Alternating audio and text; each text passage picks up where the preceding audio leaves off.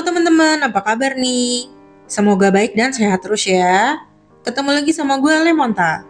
Sebelum mulai, kalau kalian suka sama channel ini, jangan lupa di like, komen, dan subscribe ya. Hari ini kita mau bahas lagi kelanjutan dari kasus korupsi PT Timah Tbk. Sebelumnya aku udah pernah bahas, mulai dari kronologi korupsi PT Timah Tbk, siapa Helena Lim, Sandra Dewi, dan Harvey Muiz, penangkapan Harvey Muiz, sampai penggeledahan rumahnya Harvey Muiz.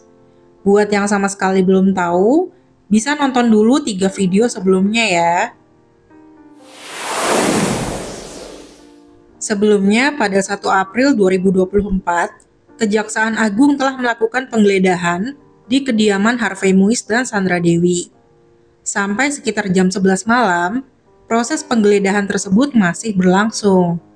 Hari ini muncul kabar bahwa 2 mobil mewah milik Harvey Muiz dan Sandra Dewi telah disita oleh Kejaksaan Agung. Mobil yang disita adalah Rolls-Royce, hadiah ulang tahun Sandra Dewi, dan satu mobil lainnya tipe Mini Cooper. 2 mobil mewah itu sekarang sudah terparkir di Gedung Kejaksaan Agung Republik Indonesia. Selain 2 mobil mewah, Kejaksaan Agung juga menyita sejumlah jam tangan, beberapa dokumen berupa surat-surat dan barang bukti dokumen elektronik seperti CCTV, komputer, dan sebagainya. Ada juga barang-barang berharga lainnya yang belum bisa disebutkan karena masih diperiksa. Jika barang-barang mewah tersebut memang terbukti hasil dari tindakan korupsi, maka aset tersebut akan disita dan dilelang untuk negara. Sampai saat ini, pihak Kejaksaan Agung masih melakukan pendataan dari aset bergerak, nggak bergerak, sampai aset yang ada di luar negeri. Terkait kasus korupsi PT Timah Tbk ini, pihak Kejaksaan Agung juga sudah melakukan pemeriksaan ke sekitar 172 saksi dan 16 tersangka.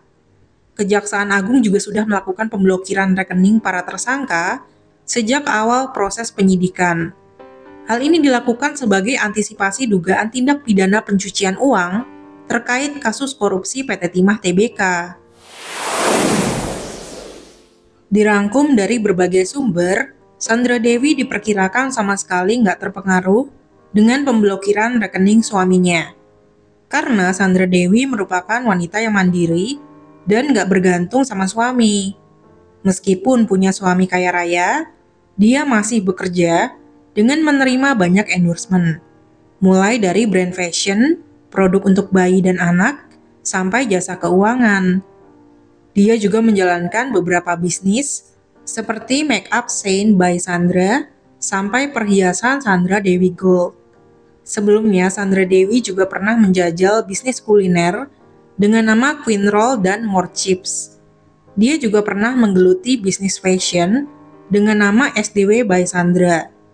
Selain itu, dalam suatu wawancara, Sandra Dewi pernah menjelaskan bahwa dia sudah menyiapkan uang tabungan untuk anak-anaknya. Dia juga sudah menyiapkan asuransi pendidikan untuk kedua anaknya. Di channel YouTube Atik Nurwahyuni, Sandra Dewi mengaku tidak mau menggantungkan kebahagiaan dan hidupnya ke suami. Karena dari sebelum ketemu sama Harvey Muiz, dia udah punya karir dan pendapatan sendiri. Menurutnya, sebagai seorang wanita, meskipun sudah menikah dan punya anak, harus berjaga-jaga dengan tetap bekerja dan punya penghasilan sendiri untuk pegangan. Hal ini supaya selalu siap dalam keadaan apapun, tetap pintar, percaya diri, dan bikin anak-anaknya bangga. Setelah kasus Harvey Muiz viral, muncul sosok Robert Bono Susatya alias RBS. Nama RBS diduga terlibat dalam kasus korupsi PT Timah Tbk yang menjerat sejumlah pengusaha. Menurut Koordinator Masyarakat Anti Korupsi, Boyamin Saiman, RBS merupakan bosnya Harvey Muiz. Dia diduga berperan memerintah Harvey Muiz dan Helena Lim untuk melakukan manipulasi uang hasil korupsi dengan modus dana corporate social responsibility. Dia juga diduga sebagai sosok yang mendirikan, memberikan pendanaan, dan menjadi penikmat utama keuntungan dari perusahaan-perusahaan pelaku penambangan timah ilegal. Dirangkum dari berbagai sumber, RBS merupakan lulusan dari University of California San Francisco Foundation. Dia disebut pernah menjadi komisaris utama PT Citra Marga Nusapala Persada Tbk. Selain itu, dia juga pernah menjabat sebagai komisaris utama PT Jaswindo Tiga Perkasa Tbk, Presiden Direktur PT Pratama Argo Sawit sejak tahun 2008, dan mengelola PT Robus Buana Tunggal. Pada tanggal 1 April 2024, RBS yang didampingi oleh dua kuasa hukumnya diperiksa oleh penyidik Kejaksaan Agung sekitar 13 jam, mulai dari jam 9 pagi sampai jam 10 malam. Saat ditanya wartawan, dia tidak banyak berkomentar mengenai agenda pemeriksaannya terkait kasus tersebut. Dia hanya mengatakan sudah melakukan kewajibannya untuk memberikan keterangannya. Ketika ditanya lebih lanjut, dia meminta agar bertanya ke penyidik aja. Tanggal 2 April 2024, tiba-tiba muncul berita Raffi Ahmad ditangkap polisi karena terlibat kasus pencucian uang senilai 271 triliun rupiah. Berita ini tentu aja langsung jadi heboh, mengingat selama ini Raffi Ahmad dikenal sebagai sosok pekerja keras banget. Kalau tiba-tiba dia tersangkut kasus pencucian uang kan bertolak belakang banget ya. Namun setelah ditelusuri, berita tersebut ternyata merupakan berita bohong. Video yang diunggah akun TikTok Andi Hafid 19 itu merupakan potongan video prank di channelnya Atta Halilintar. Menanggapi hal ini, Raffi Ahmad menulis di Instagramnya, "Haduh, ini tuh konten prank. Jadi gue di prank 5 tahun yang lalu di YouTube channel Atta Halilintar. Jadi jangan percaya kalau ada pihak yang tidak bertanggung jawab dan mengedit-ngedit video ini sehingga menjadi berita hoaks. Terima kasih guys, astagfirullah." Sebelumnya di awal tahun 2024, Ketua Umum DPP National Corruption Watch, Hanifah Sutrisna, menuding artis Raffi Ahmad terlibat kasus pencucian uang negara. Menghadapi tudingan ini, pada 5 Februari 2024, Raffi Ahmad melakukan konferensi pers untuk mengklarifikasi tuduhan tersebut. Dia merasa harus buka suara karena kredibilitasnya secara individu dan bisnis jadi terganggu.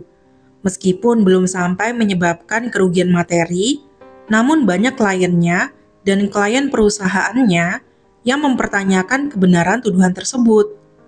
Dalam konferensi pers itu, dia didampingi pengacara Hotman Paris dan rekannya yang mengetahui seluk-beluk keuangan perusahaan Rans.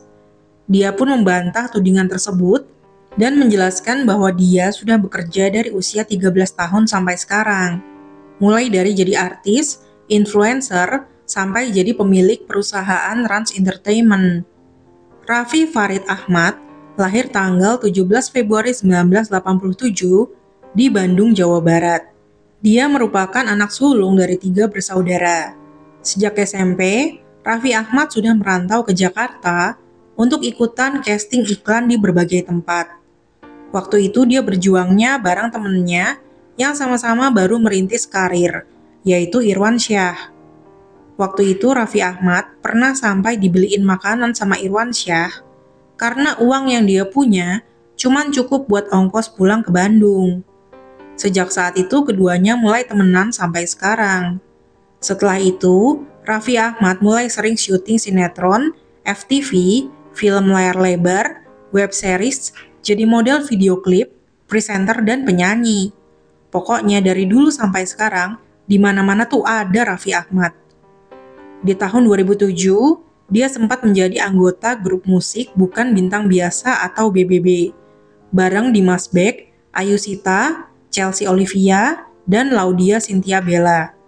Selain bikin album, grup ini juga bikin film dengan judul Bukan Bintang Biasa. Di tahun 2013, tiba-tiba muncul berita mengejutkan. Raffi Ahmad ditangkap BNN di kediamannya di kawasan Lebak Bulus, Jakarta Selatan. Selain Raffi Ahmad, polisi juga mengamankan 16 orang lainnya. Ternyata saat itu Raffi Ahmad sedang menggelar pesta narkoba di rumahnya. Dari rumah Raffi Ahmad, BNN menyita sejumlah barang bukti seperti 2 linting ganja, serta 14 kapsul ekstasi. Hasil tes urin Raffi Ahmad juga menunjukkan positif mengkonsumsi narkotika berbahan zat kantinon. Beruntungnya meskipun terkena kasus narkoba, beberapa program acara yang dipandunya tidak memasukkan nama Raffi Ahmad ke daftar hitam. Selain itu, barang bukti yang ditemukan juga belum ada di undang-undang. Akibat dari kasus ini, Raffi Ahmad harus menjalani masa rehabilitasi selama 3 bulan di unit pelaksana teknis terapi dan rehabilitasi BNN di Lido, Sukabumi. Selama berkarir, Raffi Ahmad beberapa kali diberitakan pacaran sama artis-artis cantik, seperti Tias Mirasih, Yuni Sara, Laudia Cynthia Bella, Velovexia, dan lainnya. Tanpa diduga, pada 17 Oktober 2014, Raffi Ahmad menikahi rekan sesama artis, yaitu Nagita Slavina di Bali. Hubungan keduanya memang baru go public menjelang lamaran. Selain itu, mereka juga jarang mengumbar kemesraan. Meskipun sudah saling mengenal sejak SMA, namun keduanya baru dekat sekitar tahun 2013 sampai 2014. Tepatnya setelah Raffi Ahmad bebas dari BNN dan Nagita Slavina putus dari pacarnya. Di awal pernikahan, kondisi rumah tangga Raffi Ahmad sering jadi pemberitaan. Saat itu dia digosipkan selingkuh sama Ayu Ting Ting. Jadinya banyak yang memuji kesabaran Nagita Slavina. Waktu itu gosip ini heboh banget deh pokoknya. Namun seiring berjalannya waktu, gosip tersebut tenggelam. Malahan popularitas keluarga Raffi Ahmad sebagai Sultan Andara semakin melesat. Di tahun 2015, Raffi Ahmad dan Nagita Slavina mendirikan badan usaha media hiburan bernama Rans Entertainment. Saat ini, Rans Entertainment udah punya banyak banget anak usaha. Mulai dari bidang kuliner, sepak bola, produk kecantikan, perusahaan film, sampai mau bikin kebun binatang. Luar biasa ya guys. Sekian cerita hari ini, terima kasih sudah nonton sampai akhir ya. Mohon maaf kalau ada salah-salah kata atau ada salah dalam penyebutan nama ya. Dah.